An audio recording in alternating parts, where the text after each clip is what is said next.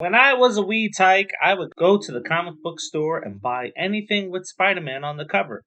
For those special issues, I would buy more than one copy. And then I would go and buy various titles from Marvel, DC, Variant, and Image comic book companies. At the time, I thought I was being a young mogul investing in my future because comics were like the stock market for kids, and we were going to make a fortune when we got older. Then the economic fairy slapped me in the face, and I learned about the laws of diminishing returns of mass produced products. Now, I know you didn't come here for a supply and demand lesson, and the point is that I bought a lot of comics as a kid, but I avoided those cosmic books because heroes flying around on surfboards or planet eating beings was just over the line and too unbelievable for me. Yes, I know there's no such thing as radioactive spiders turning people into spider powered superheroes. It just makes sense to me, I think. Welcome to another episode of the Popcorn Confessional, and this is Dave from Nerdbox, and I'm accompanied by my wife, Jen, also from Nerdbox. And on this episode, we are talking about the Eternals. So fire up that Jiffy Pop and meet us in the booth.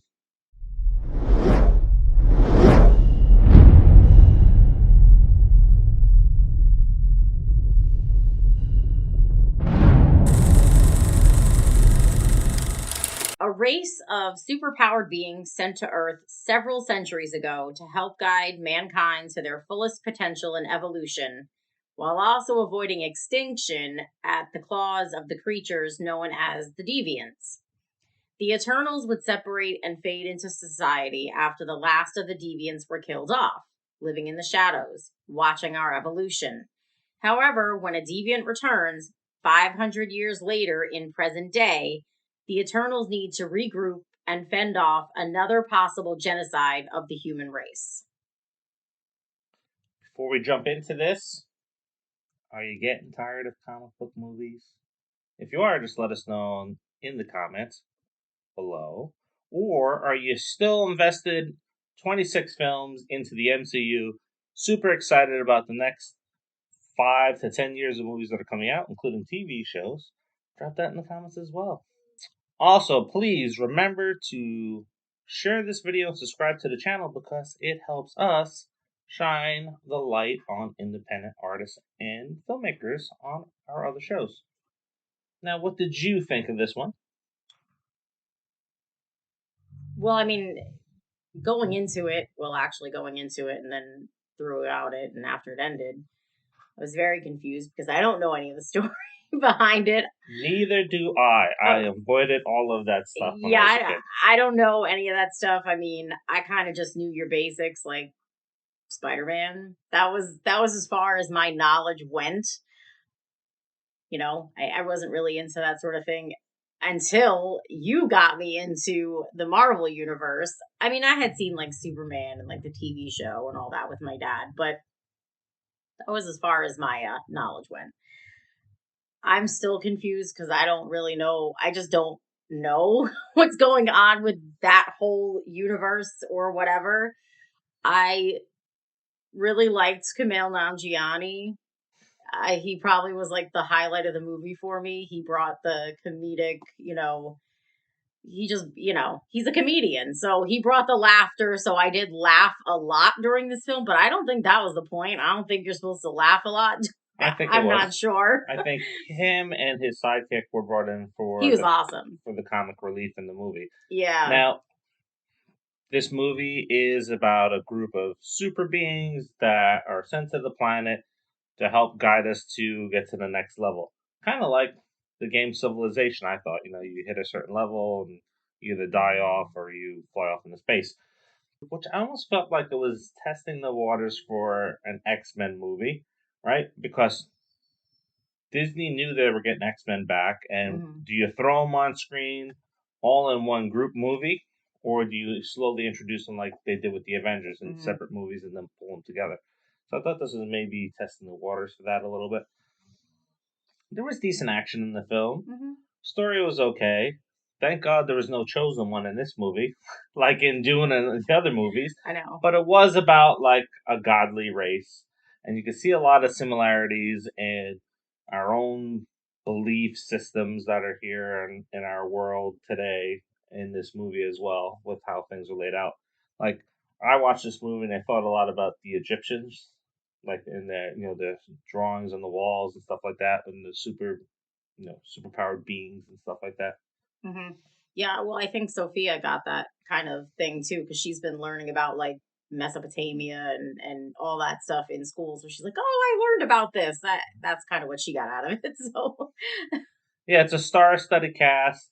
They were making references to the DC universe with Batman and Superman. You have characters from Game of Thrones in this movie. It's a massive cast in this movie. Massive, massive, massive cast.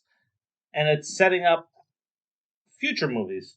So I think with this one here, it's setting up Fantastic Four, it's setting up Silver Surfer to come, it's setting up a lot of continuations to mhm. what's going on with Kang when he's coming. So I think this is going to expand it a lot further. And I don't know how many people are going to go along for the ride. Maybe that's what it is. Maybe I was getting a lot of like X-Men and Fantastic Four vibes off of this movie. And I just kind of was like, well, this has been done before. Hmm. So maybe that's what it was. Like, those were I mean, I didn't hate the movie. I just felt like it had been done before. Yeah, Also, could have done without the sex scene. I feel like that was kind of out of place. it was just out of place. Like, Yeah. it didn't need to be there. I knew going in that there was a sex scene because that got leaked all over because people are like, "Oh my god, Marvel finally did it!" Like, there's a sex scene. Wasn't much of a sex scene, so This. there really was no point behind it. I was like, "Why do we need to watch these two people have sex?" Hmm. There was just no purpose for that scene whatsoever. And our 13-year-old was like, "Yeah, well, I could have done without that." So, Yeah, and we've talked about this before, with certain horror movies and R-rated movies. You don't need to do things to get an R rating, and it doesn't progress the story, and this did not progress the story at all. no, there was there was just absolutely no reason for it. The actors just apparently did like an interview talking about why it was necessary. I didn't even read it because that's a bunch of bullshit. Mm. It wasn't necessary. It just wasn't. I think that if you have a really good movie, you don't need those They things. did 25 movies before this and didn't That's what have I'm to do it. saying. I mean, Marvel has done all these successful movies without ever doing more than just a kiss and not even like, real deep kisses. There just wasn't a reason for it. Mm, not really. Mm-mm. And Icarus really came off like Superman a lot. Yeah. And he kind of reminds me, I don't know if you guys think this too, just let us know in the comments, but he reminds me of the Winter Soldier. They have the same look when his hair was short. It's like, Hmm. yeah, it's like, oh, Yeah. okay. Call back to him, I guess. Yeah. That's what I think. A lot of the characters just seems they reminded me of characters we've already seen. Hmm. I think that was part of it. Yeah, yeah. For me, this kind of pulled me back to why I avoided this in the comics. And in fact, as an adult, when the Avengers cartoon came out, which was very good, they brought in the Guardians of the Galaxy. They brought in Adam Warlock, and it's like, oh man, I don't want to sit here and watch this on the cartoon because I never really enjoyed those characters until like Guardians came to the MCU and they've really done them justice and made them really fun to watch. This one here, Yeah, because I mean, Guardians would is another set of these characters that I knew nothing about. Like I said, my reality with comic book characters was very, very small. So I didn't know anything of Guardians of the Galaxy, but I absolutely love those movies. And they were able to bring it to life for me, even though I didn't know what was going on. it is what it is. You being the casual fan, you're giving your take on it. Me being a comic book fan, I'm giving the take on it. My daughter being a huge, huge, huge Marvel fan when it comes to anything MCU TV or film, she was okay with it. No, you mean Kira? Yeah. She absolutely hated this movie. Oh, really? That's what she told me. She absolutely hated it. She couldn't wait to see it and Yes. thought it was going to be good. And then she was really, really disappointed. If she was going to score it, she'd give it an F. It could be oversaturation of comic book movies too. Could be. She's kind of obsessed. Yeah. Shout out to Danny Vega. He's been calling her for the last few months. He's saying like it's getting to be too much now. Mm-hmm. So what's your rating on this one? So, because I did like the comedic relief with Kumail Nanjiani and his sidekick, I don't know his name, and I also really did like Gilgamesh, Don Lee from Train to Busan. He was Yes. really good in this. He's got charisma. He really does. So, because I enjoyed those characters and I did enjoy some of the action, I thought it was good. I mean, it kept my attention. The movie did. I didn't like fall asleep or anything. So, I'm going to give it a solid C. No, not me.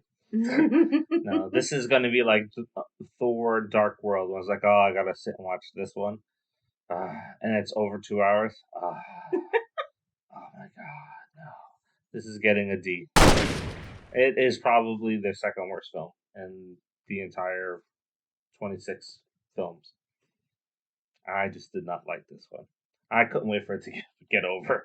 It's like really you could have did this in an hour and 40 minutes. Now Again. before we do go, there is a mid-credit scene and then there is an end-credit scene. Mm-hmm. You don't really have to stay for it. No, they hyped it up. Like they were like, "Oh, there's two, credit scenes or whatever. Like you need to watch them." You really don't need to watch them. If you're a casual fan, you're not going to know what the hell is going on. This is really meant for hardcore comic book lovers. When you see these characters, like, oh, I know that character, I know this character, I Mm-hmm. know that character. Now, me not knowing the cosmic guys that much, the Yeah. mid credit scene is like, eh? Yeah. But the end credit scene is like, oh, that's that guy. Mm-hmm. And it was easy to tell. And Yeah. then you go on Wikipedia and then they list who he is and they spoil it. Anyway, Yeah. stupid Wikipedia. Anyway, Fingers crossed for Spider-Man. fingers crossed that Spider-Man is a really good movie, especially because that one is real hyped and everyone is like ready to draw blood to see what's going to happen. So, I don't care what anybody says. Spider-Man is the biggest superhero in the entire comic industry. It's not Superman. It's not Batman. It's Spider-Man. it's Spider-Man. I agree. Hands down. It's Spider-Man. Even though, I mean, like I said, I grew up watching mostly Superman-based things because of my dad. And he watched the Batman TV show sometimes, like reruns and whatever. So, but I digress. I am not a DC person. So, don't forget to like, subscribe, turn on the notifications, and share. Yes. Remember, help us, help others, and not only see stuff that we, promote for other artists out there, but come stop by and check out some of the other shows that we have going on. Yeah, because sharing is caring. Yes. And until the next. See ya. See you.